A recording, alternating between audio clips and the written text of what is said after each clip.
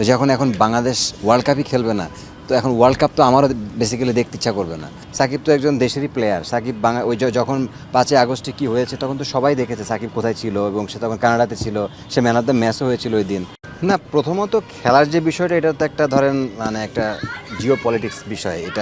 এটা নিয়ে আমার আসলে বলার কোনো নাই, রাইটস নাই, কারণ যেহেতু একটা গভর্নমেন্ট টু গভর্নমেন্ট ইস্যু হয়ে গেছে, সো এটা নিয়ে। বাট সাংবাদিকদের যে বিষয়টা হচ্ছে, এটা আসলে খুবই দুঃখজনক, কারণ সাংবাদিকরা তো সব দেশেই খেলা কাভার করার সেই তাদের এখতিয়ার আছে, এবং সাংবাদিকরা তো আপনি যদি প্রচার না করতে পারে, সেটা তো আইসিসির জন্য একটা ব্র্যান্ডের জন্য, বাংলাদেশে এত বড় একটা মানে ক্রিকেটিং নেশন কান্ট্রি, তো বাংলাদেশে তো ওই জিনিসগুলো প্রচার করতে পারবে না।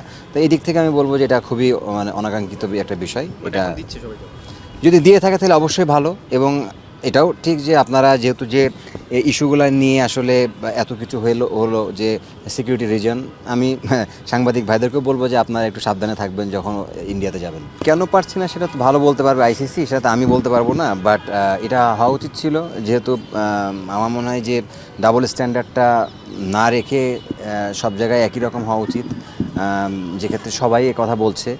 আই হোপ যে এটা নিয়ে ইন ফিউচারে যদি আবার কখন এরকম হয়, তাহলে হয়তো বা আইসিসি আবার ভালোভাবে বিবেচনা করবে বাংলাদেশ বা ইন্ডিয়ার ম্যাচ, বা যে কোনো ম্যাচ এরকম সিচুয়েশন যদি হয়। সত্যি কথা বলতে কি, আমরা যেখানেই থাকি না কেন, যখন বাংলাদেশের খেলা হয় তখন অনেক কিছুই চেষ্টা করি স্কিপ করে বাংলাদেশের খেলাটা দেখা। তো যখন এখন বাংলাদেশ ওয়ার্ল্ড কাপই খেলবে না, তো এখন ওয়ার্ল্ড কাপ তো আমারও বেসিক্যালি দেখতে ইচ্ছা করবে না। তো ওই দিক থেকে আমার মতো মানে মিলিয়ন পিপল আছে যারা হয়তো বা এই জিনিসকে স্কিপ করবে, তাদের টাইমটাকে ভ্যালু দিবে। তো ওই দিক থেকে বলবো যে ক্রিকেটিং জায়গা থেকে মানে ক্রিকেটটা মানে ক্ষতিগ্রস্ত হচ্ছে, যেহেতু বাংলাদেশের এত বড় ফ্যান বেজ একটা কান্ট্রি। সো ওই দিক থেকে বলবো যে এই পুরো ফ্যান বেজটা বাংলাদেশের কাছ থেকে পাবে না। না, এটা দেখেন, আমি বাইরের থেকে এই কমেন্টসগুলো আমার করাটা ডিফিকাল্ট, কারণ আমি ভিতরে কি কথা হয়েছে, কি তাদের কি মেল চালাচালি হয়েছে, এটা তো আমি বলতে পারবো না।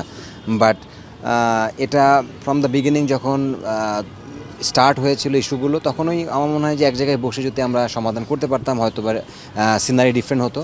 বাট আমার মনে হয় এখন টু লেট, এখন আর সম্ভব না। তো হয়তো বা ডেফিনেটলি বাংলাদেশের জায়গা থেকে দেশের একটা সম্মানের কথা চিন্তা করেছেন, সেই ক্ষেত্রে একটা ডিসিশন নিয়েছেন।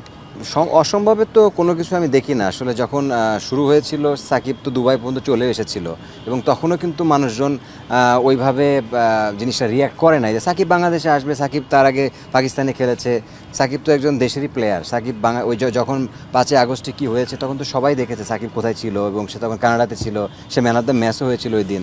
সো ওই দিক থেকে তো সবার চোখ তো ওপেন। তো সাকিব আসাটাই স্বাভাবিক ছিল, এবং সাকিব খেলাটাও স্বাভাবিক ছিল। বাট এর ভিতরে যে কী এত কিছু হলো, এটা তো আসলে অনাকাঙ্ক্ষিত। বাট আই হোপ যে যারাই এখন ডিসিশন নেবেন বা যারাই দায়িত্বে আছেন, তারা সাকিবের যে মানে সম্মানটা পাওয়ার, এটা তারা চিন্তা করেছেন। আমি আশা করি সাকিবের সম্মানটা সাকিব পাবে। এটা শুধুমাত্র সাকিবের জন্য না, আমি মনে করি আমাদের মানে নেক্সট জেনারেশন যারা আসবে, অ্যাটলিস্ট একটা লেগেসি থাকবে যে সাকিব আল হাসান বাংলাদেশে এইভাবে রিটায়ার্ড করেছে। এটা দেখেও আমাদের নেক্সট জেনারেশন যেন একটা ইন্সপায়ার হয় যে সাকিব ভাইয়ের মতো রিটায়ারমেন্ট নিতে চাই, বা অমক ভাইয়ের মতো রিটায়ারমেন্ট নিতে চাই, যেটা আমাদের ক্রিকেট হিস্ট্রিতে এখন পর্যন্ত হয় নাই।